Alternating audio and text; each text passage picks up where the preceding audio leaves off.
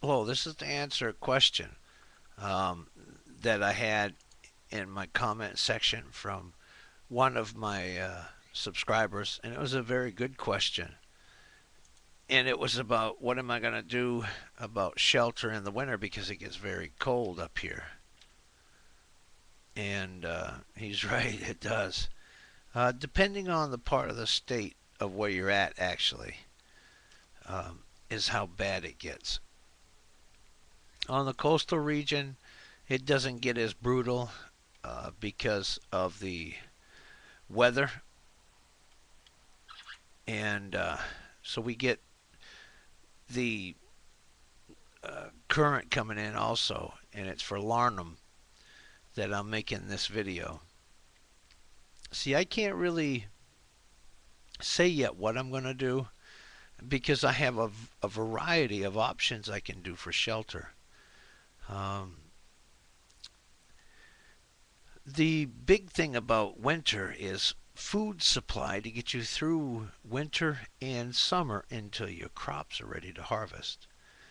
So, besides your edibles that you're going to need, aside from meat, see, meat you can get all year round.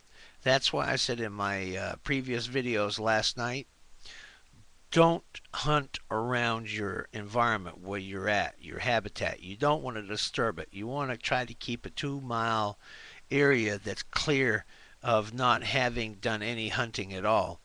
So you do your hunting further away so when push comes to shove and it's an emergency, you can start going after game that's in your immediate vicinity. I know how to make a sod house, and I would have no problem making it out of rock if I had to. Um, I've had practice working with rock as well. We have a lot of rock fences up here in New England. And I could use clay gumbo type mud to seal the cracks that are in there, but I would mix it in with straw, just like the tribes of Judea did down in Egypt before they were let out of captivity. Or I could have a cave if I'm fortunate enough to come across one, or I could have enough of an overhang and a cut where I could just do 3/4 of a shelter and use the natural rock itself. Now, whatever form of shelter I make, I'm going to have to do some digging. And I got to go minimum of 2 feet down because scientifically they've proven that when you get below the 2 foot level, the soil stays the same temperature all year round, irregardless, unless it's exposed, of course, to the outside weather, which I would keep to a minimum. Well, having a dirt floor, I wouldn't have to worry about sweeping up my house now, would I? For when company decides to come over. No, my big thing as far as what I'm going to be portaging out would be coffee, sugar, flour, rice, beans, and all of my heritage seeds. I've got quite a bit. I've got quite a bit as it is, but I'm going to get a lot more. Um, but I want to have a reserve stock of specifically corn seed because that's what I'll be making my flour out of.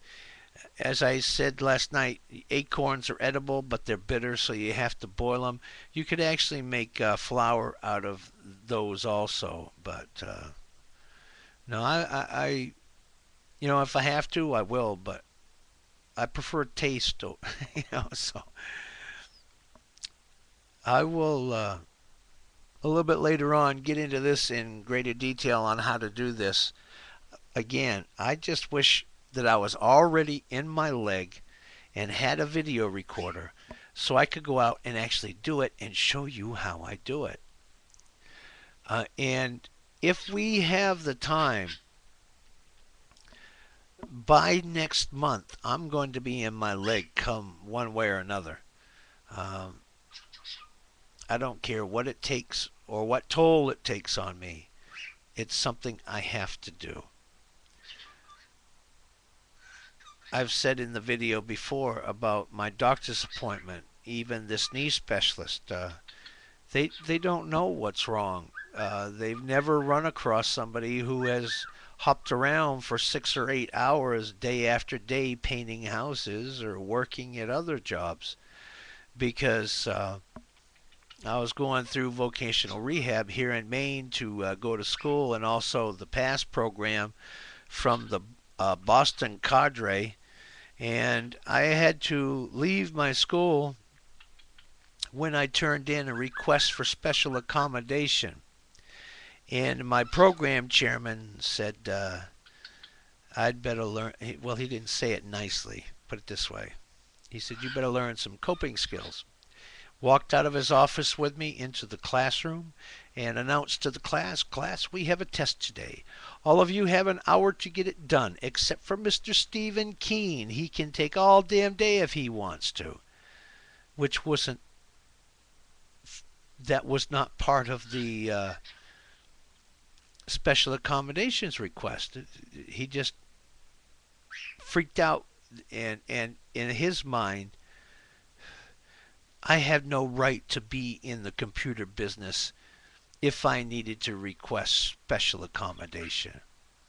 Well, I'm sorry, but the other night, a young man here who's paralyzed from the waist down, I had to pick him up and put him into his wheelchair. If I had two legs, and he's over 200 pounds, if I had two legs, I could just pick him up and throw him over my shoulder, no problem. Strength isn't an issue for me. I've got that.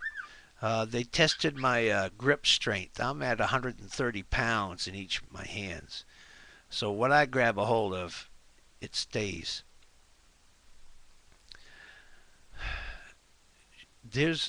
I could even, if I wanted to, I wouldn't use the type of tent that's in use today. I would use more like the Plains nations did